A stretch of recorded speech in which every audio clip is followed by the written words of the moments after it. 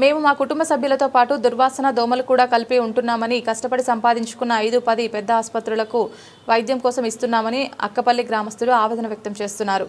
ప్రకాశం జిల్లా కొమరోలు మండల పరిధిలోని అక్కపల్లి గ్రామంలో సిమెంట్ రోడ్డుకి ఇరువైపులా ఇళ్లు ఉండగా గ్రామంలో ఇంటి ముందే సిమెంట్ రోడ్డు ఉందని ఆనందపడిన కుటుంబాల వారికి రోడ్డు వేసిన నాటి నుంచి కష్టాలు మొదలయ్యాయి.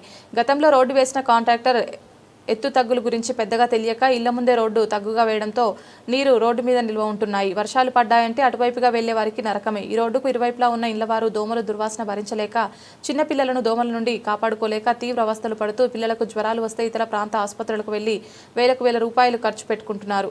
నీరు నిల్వ ఉండడం, పాచి పట్టి ఉండడం పంచాయతీ వారు పట్టించుకోకపోవడంతో ఈ దుస్థితి ఏర్పడిందని వారు తెలిపారు. మరోవైపు పంచాయతీ నిధులు ఆపివేయడం వలన పంచాయతీలో ఖర్చు పెట్టడానికి డబ్బులు లేని పరిస్థితుల్లో ఇలాంటి దుస్థితి వస్తుందని సర్పంచ్ వివరణ ఇచ్చారు. కనీసం పాచి పట్టిన నీటిని మోటారు పెట్టి ఖాళీ ప్రదేశానికి నీటిని వెళ్లే ఏర్పాటు చేసి బ్లీచింగ్ చల్లి దోమల దుర్వాసన లేకుండా చేయాలని గ్రామ మహిళలు కోరుతున్నారు.